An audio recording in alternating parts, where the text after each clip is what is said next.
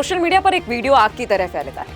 Cockroach जनता party के प्रमुख अभिजीत दीप के ग्रामीणों के साथ एक सरकारी स्कूल में दाखिल होते हैं और वहां के प्रिंसिपल को कथित तौर पर नशे की हालत में कैमरे पर पकड़ते हैं। अब वीडियो वायरल होते ही प्रशासन हरकत में आता है और संबंधित प्रिंसिपल को तुरंत निलंबित कर दिया जाता है। एक तरफ जहां जनता इसे जमीनी स्तर का सच्चा आंदोलन बता रही है, तो वहीं दूसरी तरफ गंभीर प्रशासनिक और कानूनी सवाल खड़े हो रहे हैं कि क्या बिना किसी आधिकारिक पद के कोई नागरिक इस तरह सरकारी स्कूलों में जाकर औचक निरीक्षण कर सकता है?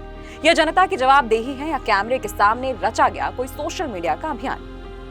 अब जब ये मामला सोशल मीडिया की चौपाल से निकलकर प्रशासनिक गलियारों तक पहुंचता है, तो इसने दो बेहद अलग और मजबूत पक्षों को आमने सामने खड़ा कर दिया।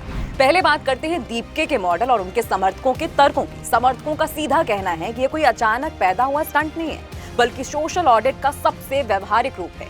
जब स्कूल जनता के गाढ़े पसीने और टैक्स पेयर्स के पैसों से चल रहे हैं, तो अभिभावकों को अपने बच्चों की पढ़ाई और सुरक्षा की हकीकत जानने का पूरा हक है। अब इधर दीपके का पक्ष है कि वे किसी परिसर में जबरन या अकेले नहीं जाते, बल्कि परेशान अभिभावकों, ग्राम प्रधान और स्थानीय ग्रामीणों की शिकायतों पर उनके साथ ही स्कूल पहुंचते हैं।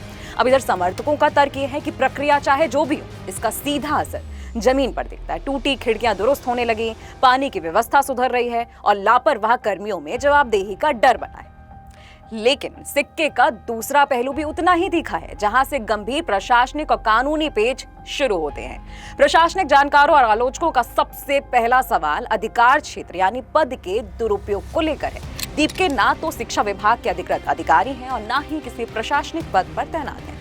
अब ऐसे में बिना किसी वैधानिक अधिकार के स्कूल के परिसर में अधिकार पूर्वक प्रवेश करना स्थापित प्रशासनिक व्यवस्था के खिलाफ है।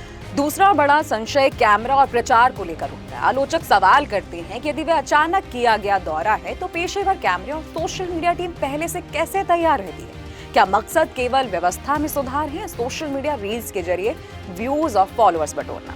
अब तीसरा और सबसे संवेदनशील मुद्दा है स्कूल परिसर की मर्यादा और सुरक्षा। स्कूल के चालू समय में बाहरी व्यक्तियों का प्रवेश करना और बच्चों और शिक्षकों की वीडियो को रिकॉर्ड करना स्कूल के अनुशासन और निजता पर गंभीर सवाल खड़े करता है।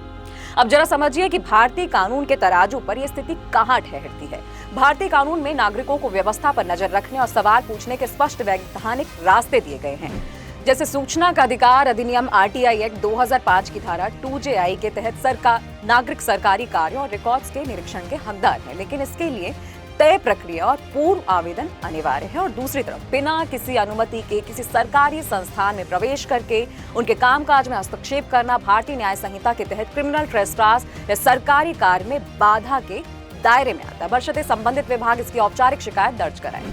अब पूरा लब्बो-लुआब ये है कि सरकारी व्यवस्थाओं को सुधारने की नीयत अच्छी हो सकती है और सोशल ऑडिट लोकतंत्र की एक अहम जरूरत भी है, लेकिन तब सुधारों की कोशिशें कानूनी प्रक्रिया और औपचारिक रास्तों से परे जाकर कैमरे की चमक पर निर्भर होने लगती हैं, तो सुधार और पब्लिसिटी स्टंट के बीच की लकीर बेहद धुंधली हो जाती है। बदलाव जरूरी है, पर वह व्यवस्था और कानून के दायरे में रहकर ही स्थायी बन सकता है। तो देखते रहिए द फ्रीलांस मीडिया और मैं हूं आपके साथ सानिया। खबरों की स्वतंत्र आवाज सुनने और देखने के लिए सब्सक्राइब कीजिए TFM यानी द फ्रीलांस मीडिया।